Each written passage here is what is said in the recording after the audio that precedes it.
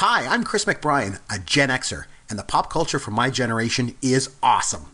And I'm Yancy Eaton, a millennial, and the pop culture from my generation is dope. Episode 57, Children of Men, Movie Review.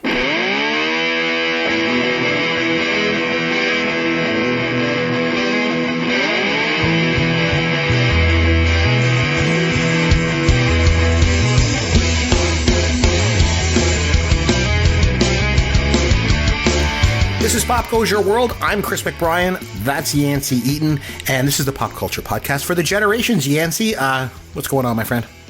Honestly, not a lot. I didn't get to watch any new movies or listen to any new music. I've basically just been working and trying to get my house back together as usual. It sounds kind of boring. I don't have anything to kind of, lead the show off with, but I'm grinding, just trying to get stuff back to normal. What about you? What's going on? I think I told you my wife and I started watching Breaking Bad. We made it. We're up until halfway through season 3, and yes. It's so good. Oh man, I really like that show a lot. And but the thing is, we haven't watched an episode in probably like 2 weeks at least. Things have just been so crazy. And then The Walking Dead is back, but we haven't had a chance to watch that either. And then I got all these other movies that we're watching, but with the podcast and all that kind of stuff. So I don't know. We just got everything's just piling up in terms of stuff I'm supposed to watch. Oh, and then Stranger Things season 2, and then as you were saying last week, we got to watch that so that we can get Nathan Dawkins on the show, and we're going to do a whole episode on Stranger Things. So I watched the first episode, so we were able to squeeze that in, but I've got to get around to watching. Did you like it? I liked it. It's good. I mean, that I think it's just a very, very well done show. I just love the whole throwback, the whole retro feel to the whole thing. That's what I like. It's good. Can I just bring attention to one stark difference between you and me, and probably it is more of a generational thing. Of course. Well, that's what the podcast is. I mean, so. Yeah, exactly. It's in the spirit of the podcast, right? So you just watched one episode of Stranger Things, or you got halfway through season 3 where stuff really starts to happen on Breaking Bad, and you're perfectly content with not continuing to watch. And that's something that I am not capable of, especially like with Stranger Things. It came out on Friday night. My wife and we started watching around 6 o'clock that night, and we were up till, I think, 3:30 in the morning watching all of them. And until finally she's like, there's one episode left. I cannot stay up. I cannot stay up anymore. Let's watch it first thing tomorrow morning. And it killed me because I wanted to finish the series so bad. And I was like, okay, that's fine. Little did I know that my little snake wife woke up early before me and finished watching the last episode by herself. Oh, my. Yeah, I know, which caused a riff in our house. She did this with Mad Men, too. We were supposed to watch Mad Men together, and then she just basically took off while I was at work and watched like 12 episodes in a day to where I could never catch up. But that is the difference between the two of us, where I'm more programmed to just wait until a show has reached its finality and then watching it, binging it on Netflix or Hulu or, wherever, Amazon Prime or something. Whereas you seem a little bit more like tempered, and you're able to kind of just wait it out and enjoy it, and whenever you find time you can watch it. Or maybe it's just because you have more going on, you have kids. Like, what do you think that is? I think a lot of it's generational. There's that instant gratification thing that you millennials have, I tell you, young man. But yeah, I mean, if I look back, I'd love to get a time machine and take you back in time, like when you'd watch a show, like we'd watch Happy Days, and then you couldn't watch Fonzie again for another week. Or, even closer to this time, I remember back in 2004, when Lost came out, and I really liked Lost. I was really into that show. And you watch it, and you had to wait a whole week for the next one. And God, I cannot imagine that. It was just the way it was. And that show was basically a cliffhanger every single week. And, that's just the way it was, Fonzie just once a week, man. Once a week, Fonzie. Oh, those were the days, I tell you. Anyway, are you all ready to get started? Yeah, let's do this. All right, here we go.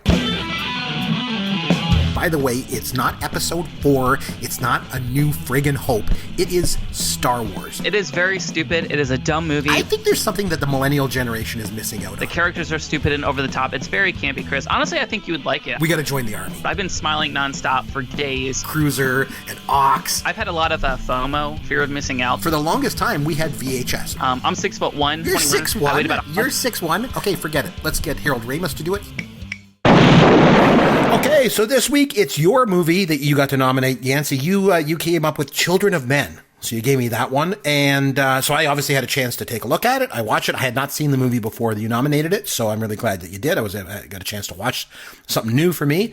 So I'd like to maybe just ask you right off the top, why did you nominate this film? Well, I think it's one of the best films of the last 15 years. And despite the fact that it was written in 2004 and 2005 and released in 2006, it's one of the most prescient, accurate, modern films that are out there. Like, it is incredibly, incredibly present. Everything that's in this, it's themes that are talking about things that are happening right now, even though it's quote unquote, a futuristic, apocalyptic type movie. That's based in the year 2027. It's still very, very relevant to everything that's going on right now. Yeah, I mean, you I don't know what it is with you. I'm telling you. We'll get into this a little bit later in the show, but this movie was good. First of all, I thought it was good. I thought it was one of the better movies that you've nominated so far. And the thing is, I think it was last week or the week before, somebody was saying to me, and I think it was off the show, it was like on Twitter or something with somebody, and they're like, you just hate all of Yancy's movies. And I'm like, no, I don't. I thought you've nominated some good ones. I thought No Country for Old Men was good. I thought The Matrix was good. I thought District 9 was good. And I thought this one was good too. It was right up there with those ones. But it still doesn't take away from the fact that the movie is bizarre, and like, are there no millennial movies that are just normal? A serious question. Is that important to you? Is that something you're looking for in a film? Is something normal? Well, I guess that's not something I'm looking for at all. Actually, that's the antithesis of exactly what I'm looking for in a movie. I don't want it to be normal. Yeah, I guess normal, like in terms of just normal situations, normal human situations. Got to remember, like, a lot of my background is in the theater, as you know, Yancy, and so I'm used to doing plays that are just basically all you have is actors and lines. You don't have any special effects. That's all you've got is your voice and your characters. So play is an awful lot of character study and things like that. So I guess maybe that's where I'm always coming back to, or maybe movies were just simpler in my day. Young man. I don't know what it is, but it just seems like there's just like I don't know if they just got to keep one-upping themselves with these millennial films. It's just bizarre and weird and all this stuff. I don't know. Weird. But anyway, so the movie itself, so it starts off, obviously it's very, it's another dystopian post-apocalyptic movie. Yancy, I tell you and these movies. Well, actually, I think it's more of a, real quickly, I think it's more of a pre-apocalyptic. Like the world is on the cusp of collapse, basically. Just to set it up really quickly. Seems pretty crappy to me, but I mean, what's going on? But yeah, go ahead. But the world's not ended yet, but we're very, very close. It's based in the year 2027. The entire world is in complete chaos. There is exactly one government, one country in the world that has any sort of established, government and control, and that is Great Britain, right? So basically, it doesn't break out specifically exactly why this has happened, but women are unable to have children. Everyone is completely infertile, and that's like this main theme that's kind of like driving all the angst that you see in this film. And so basically, you have one country where everybody wants to get into it because it's the only thing that's established and organized in some semblance of a normal modern life, and everybody else that's trying to get in. So there's the refugee crisis that's kind of at play here. There's all these different themes of hope and the lack of hope and how that kind of morphs what people's actions are.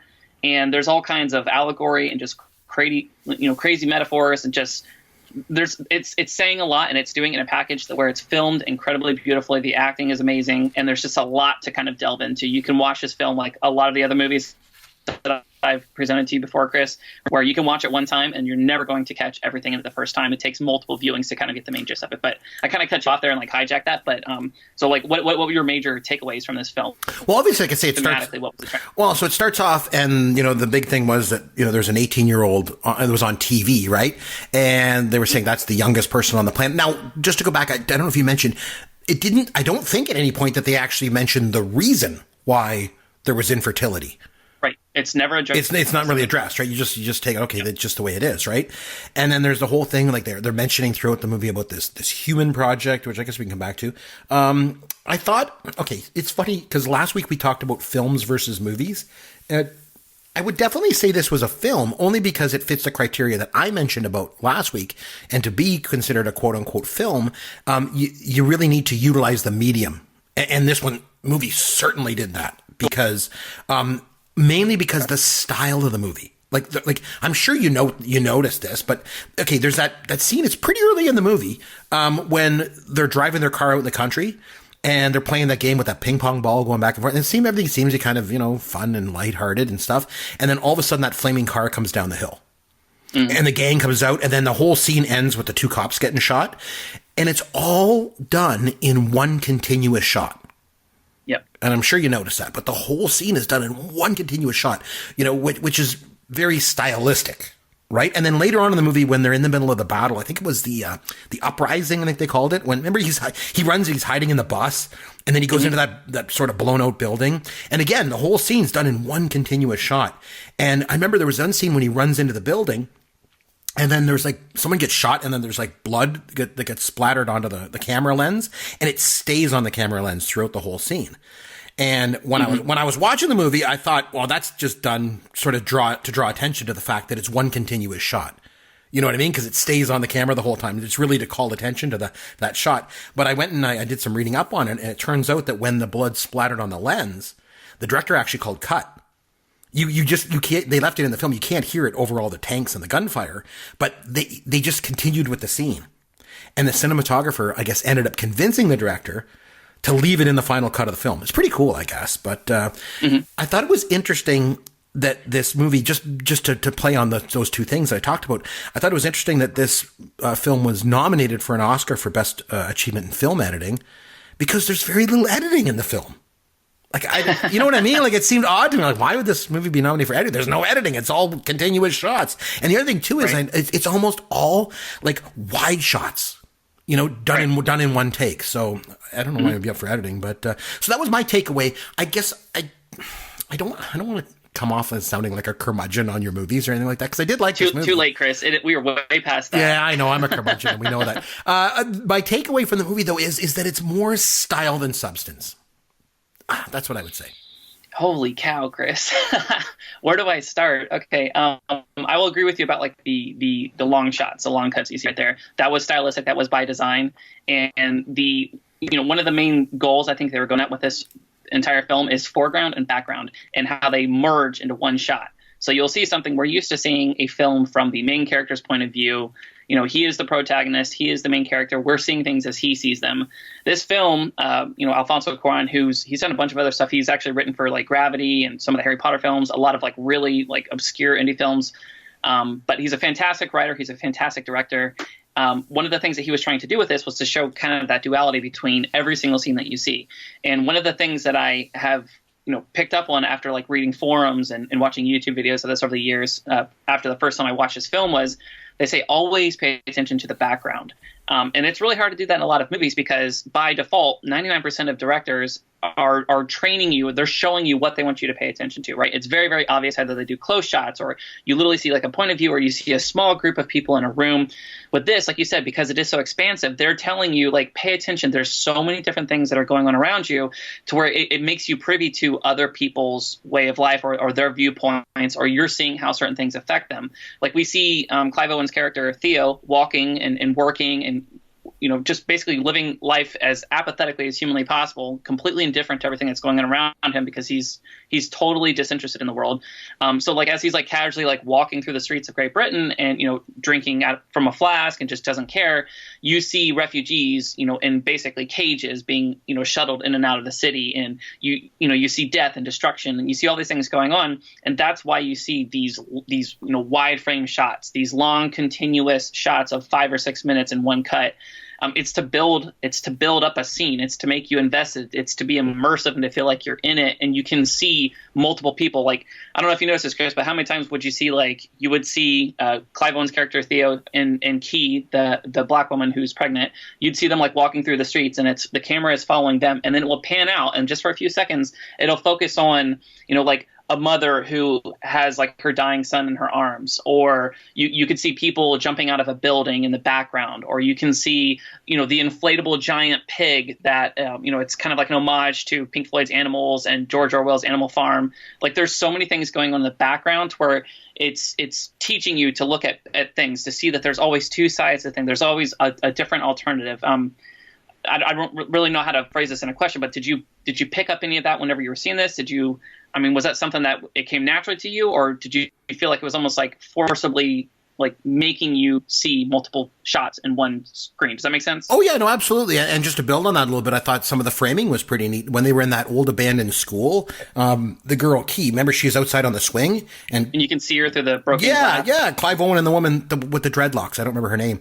And they're in one of the old classrooms. Yeah, you could see her out on the swing, and she's framed within a hole, in one of the broken window panes. It's actually the same broken glass shape that was used on the movie poster, or at least on the Netflix image. That's where I watched it. But it's got Clive Owen is in the picture, not Key. I'm not sure why she was framed that way. I guess other than for style. I don't know. What are your thoughts on that? Again, that's why I just keep looking back to it. I'm not being a curmudgeon. I'm just saying it's just a very stylistic movie. Not that that's a bad thing. It's just that's my takeaway. That particular scene, I'm not actually sure what they were trying to make some sort of metaphor as, with that. But I mean, throughout this entire thing, like you'll see there's tons of stuff like that where you can see stuff from like Michelangelo or Picasso or Banksy.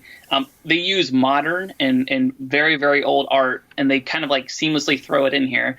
There's a scene where he goes to visit his cousin, I believe it is, he works for the government, and he can get travel papers for this woman Key to get out of the town or whatever, right?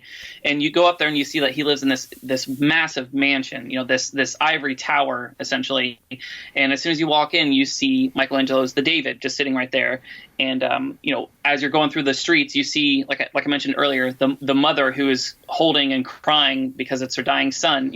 That's a direct, that's directly pulled from the Bible. Or you can see like Botticelli's what is the woman's name?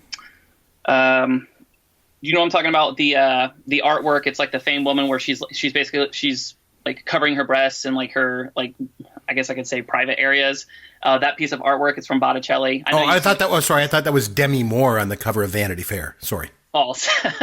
No, I mean, you're right, but you're also wrong. But like that scene, remember whenever Key first shows him, whenever she disrobes and she shows that she's actually pregnant, right? And she's cusping her breasts and stuff to yeah, exactly, just like Demi Moore did on the cover of Vanity Fair, same thing. Oh, Chris, I love you, dude. But I mean, I'm not doing a great job of like saying it, but like I said, there's all types of physical and spiritual allegory throughout this entire thing. And I mean, it really plays on, like I said, the major theme of being hope versus hopelessness, and how, depending on which camp you fall in, if you do believe there's still hope, like, like Key's friend, the older woman, the white woman with the dreads, she's full of hope. Or Jasper, he is full of hope. Like the drug dealer friend of his, like, those are people who still have something to live for, who are still positive, whether they gravitate towards, faith and being, religious in that regard, or they just try to live life as best as they possibly can and are kind of isolationists, like Jasper's character was, or they resort to like what Julianne Moore's character was, where she was essentially labeled as a terrorist in the town. And, she took to violence to try to promote an agenda. You know what I mean? Like they were bombing people. And it even mentions that Clive Owen's character, at one point, he used to be an activist. He used to be somebody who was, rioting and burning buildings and stuff. So it's constantly playing between these two different themes of like what happens whenever things start to deteriorate. There's going to be all these different people with different agendas, different ways they handle it. And I think this movie does a really good job of exploring all of that. You mentioned allegories there. I just had a question for you. Key. Because it came to my mind, I thought, is her name Key because she's kind of like the key to the future of the human race? I know it's spelled differently, right? I think that's very apt. I think that's 100% why they named him Key. And what exactly? Sorry, and go ahead. Yeah. No, go ahead. And what exactly is the Human Project? Like, because I know at the end the boat that comes up says tomorrow on it. Mm-hmm. So it's obviously like they're trying to replenish the human race or something. But what was it? Because again, nothing was explained about that, right? It's just kind of left out there. Right. I think it was intentionally made to be pretty ambiguous to where you could make that, whatever you want it to be. But they do mention, I think, one line of dialogue in the movie where it talks about like, they're like, oh, is it real? And it's like, yeah, it's definitely real. It's like a place where they accept anybody, and like it's its own place, but everybody is welcome. There's one little line in it, and if you're not really paying attention, like you will miss over it. But after watching it a couple times, I've seen it. So it loosely gives us a definition of what this Human Project is, and essentially, I mean, you can replace the name of the Human Project with anything, and that's just a metaphor for hope. I think that's the name that they're using for people believing in something and trying to do the right thing. And I mean, it's completely interchangeable about what it would have been. So something that just came to mind, because you were mentioning about how it's very real and how this was real or something. So for me, that birth scene, when she gives birth to the baby, that was real. That was real. Did you notice that? Like that was no George Lucas CG and some fake babies in there. That was a real birth that took place on camera, was it not? I mean, are you asking me if it was literally a real birth? Yeah, I don't know, but I think it was. I think it was. I think it was. Sure looked real. It didn't look like it was CG'd or anything like that, like I say. But I should have maybe added this to the trivia section of the show, but do you know what the title means, Children of Men, where that came from? I don't. It actually came from Psalm 90. And it said, let me just read this for you, okay? Because I dug it up. Okay. It says, Lord, thou hast been our dwelling place in all generations, before the mountains were brought forth, or ever thou hadst formed the earth and the world. You know, ever notice, by the way, just as an aside, in any of these old Psalms and stuff, they say thou hadst a lot. And anyway, so even from everlasting to everlasting, thou art God, thou turnest man to destruction, and sayest, return ye children of men, for 1,000 years in thy sight are but as yesterday when it is past, and as a watch in the night. I have literally no idea what that means. Yeah, that's pretty dense. I'm not going to lie. I'm not going to act like. Why would you take your title from something like that? That doesn't even make any sense. I don't know. You were talking about Clive Owen and Julianne Moore. Julianne Moore is good. She's phenomenal. She's a phenomenal actress. I could watch her in anything. And speaking of anything, Michael Caine is in everything. That guy is in every movie that was ever made. Yes, I swear, and he's pretty good in this too. He's I mean I mentioned it before, but like he's essentially a stoner. He's a drug dealer. He has long hair, and it's yet somehow totally believable. We're used to see him, in like these like really like upper crust type, roles and stuff, but like he plays it off very, very well, I thought. Yeah, he's definitely sort of channeling his inner John Lennon for the part. There's ways about it. But so I read somewhere that in 2017, Rolling Stone magazine ranked this movie, Children of Men, as the best science fiction film of the 21st century. Wow. And I wanted to know your take on that, because you obviously love science fiction and you are a specialist when it comes to the 21st century. I got the 20th century down pat, but the 21st century you got. So what are your thoughts on that? Rolling Stone magazine said it was the best sci-fi film of the 21st century. I mean, I did not know that it was praised as highly as it was. I mean, I think it's probably one of my top 5 favorite sci-fi films of all time, simply because it is, I mean, aside from like the global infertility, like that is something that the entire movie is something that could happen now. It's a futuristic movie per se. It's only 2027 whenever the movie was based in, but everything that they're talking about, the xenophobia, the nationalism, like the the religious zealots that you see in the movie, like the fear of the unknown, immigrants, like all these things, Big Brother, everything like that you see. I mean, we're just a stone's throw away from that. There's a very small chain of events that has to happen for society as we know it today to break down in a major way. You know what I mean? Like, the belittling of of free press and of free speech, the silencing of activism, the disregard for human life, like all of those things are in a microcosm. Like we're experiencing those now. You know what I mean? And so I don't gravitate towards these films just because like I want to see the end of the world. I always see these as like a warning of, an exaggerated or an expedited view of the way things could be if we keep going on our present course. And that's what I think is like makes this film so important, because it's a science fiction film, but outside of like maybe one or two little like gadgets, like I don't know if you remember, but like the scene where Theo's character is meeting his uncle or his nephew, or I'm sorry, his cousin or whatever, and he has his son at the table, and the son is like playing like that little gadget. That's literally like the thing on his hands that covers his fingers and stuff. I don't know if you remember, Chris. But Yep. That's one of the only instances of some sort of like futuristic technology in the entire film.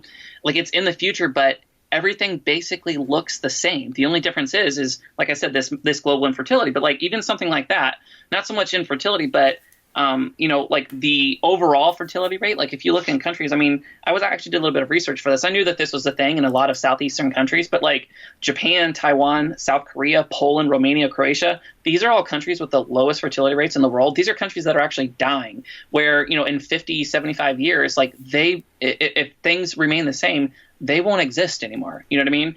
And all it takes is just like some global event to where we could be in this boat. You know what I mean? And how are we going to treat each other?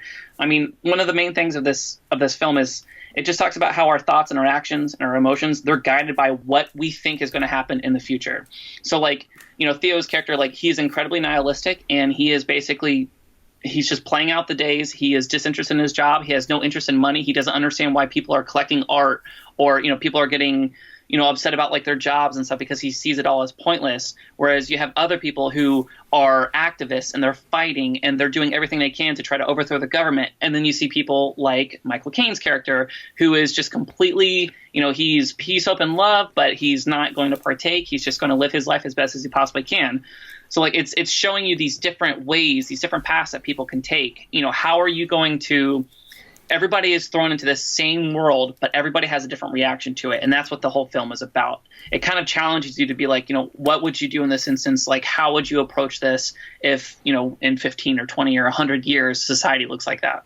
I find it interesting that what you're saying is, if I hear you correctly, is that you like science fiction films, millennial science fiction films that are sort of rooted in the time that they're set. You know, that they reflect some of the things that are going on in society, and therefore that's what makes them relevant and stuff. See, I've always seen horror movies that way. Like, I've always looked at those, although I guess another science fiction one was like Invasion of the Body Snatchers back in the 50s, was really just an allegory for McCarthyism.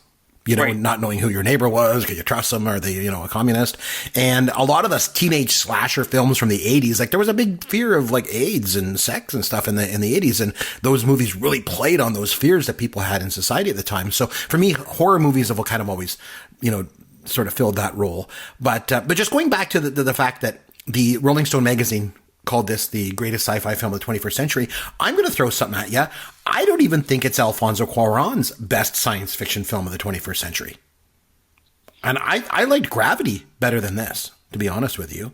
And granted, I don't watch a lot of from your generation there, young fella. But other sci-fi movies that I personally liked better from the 21st century was I liked District 9 better than this, Avatar, and Star Wars The Force Awakens. So I think there's other science fiction films I just personally liked better. I don't know, that's just my thought. Just I want to cycle back to something for a second, because I think it's interesting to have some discussion on this. I mentioned earlier about all these movies about this dystopian future and this post-apocalyptic world and all this. So what the hell's up with that stuff? I want to know. I've got a question for you. Is this a Yancy thing, or is this a millennial thing? Well, I mean, for them to be so prevalent. Well, let's back up a little bit, Chris. Like, this isn't something new that's just, you know, they've just started making movies like this the last 15 or 20 years. You know, for as long as there's been movies, there's been apocalyptic scenario type films. Like, that's always been a thing. Whether or not they're more prevalent now, they're a lot more prevalent now. I think we can admit that, right? But yeah. So like, what's a post-apocalyptic Gen X movie, like Escape from New York? Like, I mean, I can't think of any others off the top of my head. You know, really, I'm being honest, right? Right. It's a sign of the times. I mean, with new technology, with, you know, huge shifts and like, the cultural paradigm, like you're going to see like a switch in pop culture as well. And, you know, like Chris, like a lot of people don't realize this, but I have these conversations with my parents and, you know, my siblings and stuff. And our interests are a lot different. You know, they like different things. I like different things. As you know, like I like to read a lot. I love science and technology. And like, I genuinely think that people are completely naive to how different the world is going to look 25 years from now, like 30 years from now. You know, I have nieces and nephews that are being born right now where I seriously question if they're ever going to drive a car.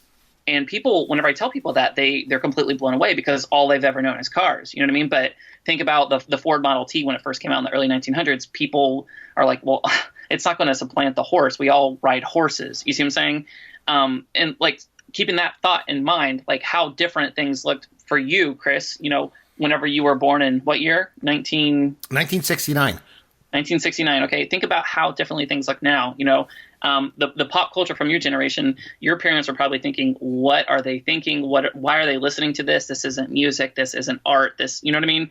You're always going to have kind of like that, I don't want to say disapproval, but that complete lack of understanding of like what's coming next. But every generation says that. Every generation says that. Go back. You like to read, man. You go back. I mean, you know what I'm talking about. You go back and read Socrates. Go back and see what Socrates says about teenagers. You could read it today. You know, it'd be the same things. And yeah, I mean, the Model T, you know, but if you really look at the Model T and cars today, I mean, there's still 4 wheels and a combustion engine. I mean, they go a lot faster, obviously, and things like that. But no, there's no question that technology has obviously gone crazy. Even in the last 10 years, right? Yeah, I don't know. I didn't wrap that answer up in a bow like I'd like to, but basically I think the reason why you are seeing more films of this ilk, of, you know, the films that I am constantly recommending, you know, the sci-fi dystopian type things, is because I do believe that we're on the precipice of like another gigantic like cultural breakthrough. Like the fusion of technology and human beings, and you know the vast overpopulation of the earth. Like there are a bunch of different things that are coming to a breaking point, and like I said, the world is going to look much different 30 or 40 years from now, more so than it did in the 60s versus the 70s and the 70s versus the 80s. You see what I'm saying? We're at a huge paradigm shift now, which it's really hard to explain without like going into like specific details. But that angst that we're talking about, that uncertainty, and I don't want to say fear. I mean, it's a combination of fear, but also just an acknowledgement that things are going to be different. I think that's what's percolating into movies. That's why these movies look like this. Does that make sense? Yeah, and do you think that's, you know, is that technologically different, culturally different, or both? Everything. Both, I guess. Everything. Yeah. You know, I mean, you go back and watch, I always make jokes about watching the Game Show Network. If you go back and watch old game shows from the 70s, which I've been doing a lot of lately, by the way, I found our good buddy Derek Myers, Caveman, who's been on the show, you know, obviously multiple times as a guest. Great guy, you know, great friend. And so he told me about there's this show late at night on. Do you guys have Yes TV in the States? I think it's an American station. Anyway, this show, this station, Yes TV, late at night, like at 1 o'clock in the morning, from 1 until 3 o'clock in the morning, shows all these old 70s game shows. So I've been recording it and watching it. Oh my God, they're so good. But my point that I'm making with this is that I watch them and I'm like, man, oh man, has our culture changed a lot. At least it did until this year. No offense, Yancy. Things have really gone to in the United States in the last year. But I mean, up until, you know, a year ago or whatever, like there was a lot of progress. We'd seen a lot of progress culturally, the way that we talk to, you know, oh man, I go back and watch those shows. I'm like, man, oh man, was that a different time? Oh man. So I guess you didn't quite answer my question, but I'd like to know, so you think it's more of a millennial thing than just a Yancy thing is, I guess, the thing, right? I think it's more of a, like, humanity as a whole kind of thing. I mean, it's not that like these dystopian films, you know, and not even just likes it, but Chris, like we've talked on this, we've touched about it. Oh, every other episode we say this, that it's a reflection of the time, right? So even if it's just millennials, like it's not that millennials are such a huge swath of the population that it's driving all of the, you know, the content creation that you see in pop culture. You know, these directors are Gen Xers like yourself. You know what I mean? The people who are paying for these films and acting and directing and writing in these films, these aren't all millennials. You know what I mean? So it's not just like millennials are pushing this. This is society. This is Hollywood. This is the industry. This is what people are thinking about. This is what's in our hearts. You know what I mean? So to just put it on millennials, it's like, you know, every single day, like I see articles and headlines. It's like millennials are killing this, millennials are killing that. You know, like it's just our fault, without ever acknowledging the fact that, you know, it was the generation before us that raised us, that set up this economy, that put these leaders in position. You see what I'm saying? Like there's so much more to it than just the cultural or the generational divides of millennials versus Gen Xers versus, you know, this group or that country. It's so much more involved than that. And I think the group as a whole that these types of films resonate with, I think it's much larger than just millennials. I have an idea. You know how we throw movies back and forth to each other, and I'm going to throw one at you at the end of this show. And then after that episode, then we'll come back and we'll do one of our top 5 lists, because that's kind of how we always do things. Maybe after that, what we should do is, maybe I should suggest a Gen X post-apocalyptic dystopian film, and then you have to suggest a millennial comedy to me, because everyone keeps saying I just keep giving you comedies, right? So we should look at doing that. Because as far as I'm concerned, just as a total aside, now that I'm just thinking of it, I'm just ranting right now. When it comes to millennial comedies, as far as I'm concerned, there's only 2 millennial comedies for me that resemble kind of the, you know how I'm always talking about like those classic Gen X comedies, and I bring them up all the time, you know, like Stripes and Ghostbusters and, you know, Animal House and all that stuff. That you can watch over and over and over again, and every time you see them, you just watch them and you get to know them so much. As far as I'm concerned, there's only 2 millennial comedies for me that resemble those type of, the sensibilities, you know, and the comedy and the character development of those kind of Gen X movies. There's only two. One is from 1997. It was Private Parts. I don't know if you've ever seen it. I've never even heard of it. Oh man, it's I guess kind of a little movie, but it was with it was basically the story about Howard Stern, and it is so good, unbelievable. And the other one that for me is 2003 School of Rock. Those two movies to me, like I could just they feel like Gen X films. Mm-hmm. You can just watch them over and over again. Good character development, good jokes, all that kind of stuff. I still believe that the last great Gen X comedy was in 1988, and that was Coming to America. And since then, they just haven't existed, except for those two films. Maybe Old School. Old School comes close, but I think those two are the ones. Anyway, the total aside. To get back to Children of Ben for a second, there's one other thing I want to discuss about this movie, and that's the end of the film. I'm curious, because I'm not 100% sure on this one, so I need your take, because you love this movie so much. Is the end of the movie a downer, or is it hopeful? I can't figure that out. I think it's hopeful. I think it's showing that, you know, regardless of people's motivations, like you're always going to have people who are choosing to do the right thing. I think that's what that's about. I mean, it intentionally shows like people who are, you know, trying to take advantage of them, or like, you know, the cop who was taking them to the island, you know, how he basically turned on them too. Right. Like it shows you that, you know, there are always going to be good and bad people. There's always going to be free will, and, you know, you're going to have to deal with that. But essentially at the end of the day, people are always, like, as a whole, I think people are fundamentally good. Like the scene we were talking about, Chris. Yeah, but it's just, you mentioned earlier that Clive Owen's character is the protagonist of the film, right? And, you know, spoiler alert, he dies at the end of the movie. So It's kind of a downer, isn't it? Or it's a downer, but ultimately, like, she still made it onto the ship, right? So, like, she was proof that we don't know what that means. We mentioned earlier, we don't know what that means. We don't know what the Human Project is. We don't know if it's good or bad, or maybe they're going to take her and do, like, you know, alien autopsy stuff on her. You know what I mean? Like, we don't know, right? But that's aside from the point, though. You know what I mean? Like, you're not supposed to get 100% complete closure. Like this, like I mentioned at the top of the show, Chris, like, this is a movie about hope. So the whole thing is about, like, the human spirit and just constantly prevailing. I know that sounds very corny, but I mean, think back to the scene, Chris, where they are basically going through the, you know, the uprising, and they're, you know, dodging through the city. And like you mentioned, they get on a bus, they're being shot at, they run through buildings, you know, they're crouching, you know, behind brick walls and whatnot. So it's this crazy, which, by the way, shot very, very amazing. Looks awesome, as an aside. But, you know, at one point he relocates Key. She's in the building, and the baby starts crying, right? Mm-hmm. There's RPGs going off. There's gunfire, AK-47s. There's people dying. There's blood everywhere. And the baby starts crying. And then people in the middle of a war zone start noticing this baby crying. And everybody, it just becomes completely perplexed and just transfixed in awe of this baby. And whenever they actually walk out of the building, there's all these military personnel. They completely stop shooting. Everybody's speechless. Nobody moves. Nobody says anything. Everything commences to, like, a complete standstill.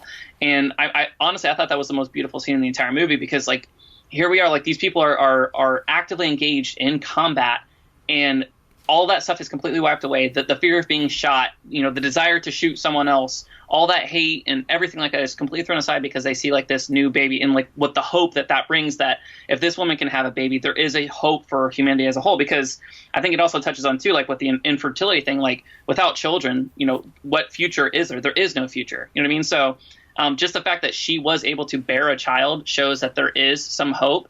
And regardless of Clive Owen's character Theo dying at the end, I think it still stands, you know, as, like, a testament to, like, hey, human beings, you know, there is a fundamental goodness to us, and, like, we will prevail. That's what I got out of it. I think that's what a lot of people got out of it. But, you know, I like that it wasn't neatly packaged to where, you know, all of the main characters just made it out all right, and then, you know, there's one big happy ending, and then you get to see, like, a fade away to where all of a sudden you're good. You know what I mean? Like, it shows that life is messy and it's complicated, and, you know, in scenarios like this, there's going to be casualties. Maybe that's one of the issues I have with some of these millennial movies, is the ending is kind of just left open-ended. I don't know if I really like that or not, just when it comes to films. Maybe it's just me. I've never really thought of that before. We'll have to explore that further. Sorry, you mentioned there in the scene when they're in the building and everything's blowing up, and you said RPGs are going off. Okay, so what's an RPG? I've always thought that meant role-playing game. I thought we got to get Caveman back on here. Rocket-propelled grenade. Oh, rocket-propelled grenade. Oh, okay. Yeah, I guess I'm more affixed to you know, military terminology, being from well, growing up playing Halo and all that stuff like you kids do. Yeah. The director Alfonso Cuarón obviously has mentioned that, you know, he's stated that he believes that the end of the film is not the end of the film. He has stated he thinks it's the beginning.